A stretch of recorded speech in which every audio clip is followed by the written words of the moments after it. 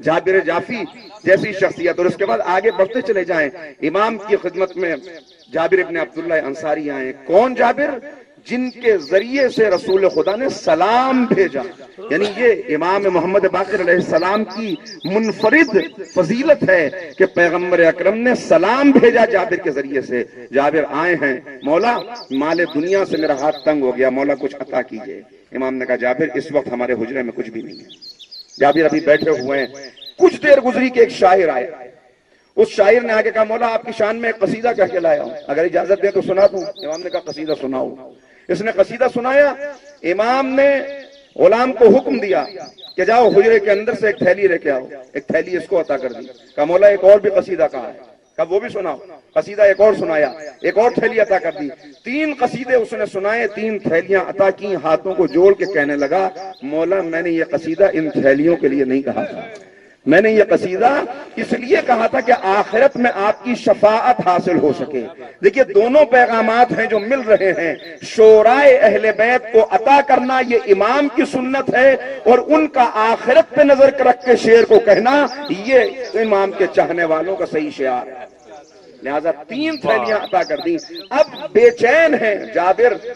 اٹھ کے گیا شاعر, ایک مرتبہ قریب آئے, کہا جابر تمہارے دل میں جو خیال آ چکا ہے مجھے اس کا علم ہے, آؤ جابر اندر آؤ. اندر لے کے آئے. کہا دیکھو جابر یہ پورا حجرہ خالی ہے, پورا حجرہ خالی ہے. اور اس کے بعد امام نے پیر کی ٹھوکر ماری, زمین پھٹی اور سونے کے دریا ہیں جو بہتے ہوئے نظر آئے.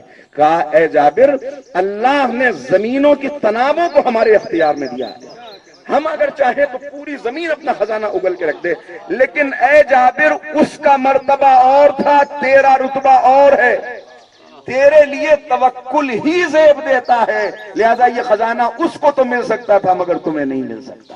یہ بھی امام نے بتا دیا کہ جس کا رتبہ جتنا زیادہ ہوتا ہے اس کی آزمائش بھی اتنی زیادہ ہوتی ہے. طاؤوس یمانی جیسی شخصیت. آخر میں عرض کرتا ہوں خدمت امام میں آ کے کہہ رہے ہیں مولا آپ نے مجھے علم سکھایا, آپ نے میری تربیت کی. میں جاتا ہوں مختلف دشمنوں سے مقابلہ کرتا ہوں, لیکن کچھ ایسے سوالات ہیں جو مجھ سے کیے گئے مجھے بھی ان کا جواب نہیں مل رہا. مولا ارشاد فرمائیے, آپ جواب عنایت فرمائیے. کہا کہ کہو کیا ہے. بس 2-3 سوال, طویل ہے گفتگو لیکن 2-3 سوال آپ کو سناتا ہوں. کہا کہ مولا یہ بتائیے وہ کون سا اڑنے والا ہے جو ایک مرتبہ فضا میں اڑا دوبارہ نہیں اڑا؟ وہ کون سی زمین ہے جس پہ ایک مرتبہ سورج کی روشنی پڑی دوبارہ نہیں پڑی؟ امام نے کہا وہ کوہ طور ہے کہ جسے عذاب سے ڈرانے کے لیے بنی اسرائیل کو اللہ نے زمین سے اڑایا, اٹھایا اور ان کے سروں کے اوپر مسلط کر دیا, اور کہا کہ دیکھو اب بھی وقت ہے.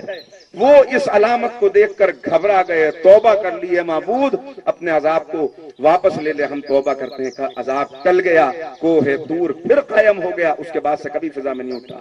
کہا وہ جگہ جہاں پر جس زمین پہ روشنی ایک مرتبہ سورج کی پڑی وہ دریائے نیل ہے کہ جہاں سے جب جناب موسیٰ گزر رہے تھے تو اس کے اوپر روشنی پڑی. اور اس کے بعد کہا مولا وہ کون سے 2 بھائی ہیں جو ایک ساتھ پیدا ہوئے مگر جب ان کا انتقال ہوا تو ایک کی عمر 50 سال تھی, ایک کی 150 سال تھی. کہا کہ وہ عزیر اور عزیرہ ہیں, اس لیے کہ جناب عزیر وہ ہیں کہ 50 سال کی عمر تھی دونوں بھائیوں کی.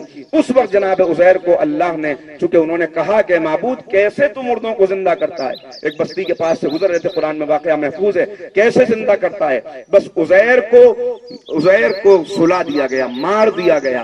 100 سال تک جناب عزیر سوتے رہے, اور جب 100 سال کے بعد بیدار ہوئے تو کھانا گرم تھا, گدھے کی ہڈیاں بھی سرما ہو چکی تھی. کہا کہ عزیر کتنی دیر سوئے؟ کہا معبود 1 دن یا اس سے کچھ زیادہ. کہا تم 100 سال تک سوتے رہے. کہا اب دیکھو, اب جو دیکھا. کہا معبود کھانا تو گرم ہے, اس میں سے ابھی بھی بھاپ اٹھ رہی ہے. کہا اور وہ تمہارا گدھا. کہا کہ اے عزیر ہم قدرت رکھتے ہیں, اگر چاہیں تو 100 سال گزرنے پر بھی اس کھانے کو گرم رکھیں, اور چاہیں تو 100 سال میں جو گدھے کی ہڈیاں سرما بن چکی ہیں ان کو پھر سے زندگی عطا کر دیں. بس ہڈیاں جمع ہوئی, کھال آئی اور گدھا پھر کھڑا ہو گیا. 100 سال کے بعد گدھا اٹھا, نبی کے پہلو سے اٹھا مگر پھر بھی گدھا تھا. اب پہنچے جناب عزیر, پہنچے اپنے بھائی سے ملاقات کے لیے. عزیر کے بھائی عزیرہ 50 سال کے تھے اور عمر چونکہ رک گئی تھی لہذا وہ 150 سال کے ہو چکے تھے, یہ اب بھی 50 سال کے تھے. آخری سوال مولا، میں نے چھوڑ دیا باقی سوالات کو، بہت سے سوالات ہیں، مولا اتنا اور بتا دیجئے وہ کون ہے جو سچ بولتا ہے مگر پھر بھی جھوٹا ہے؟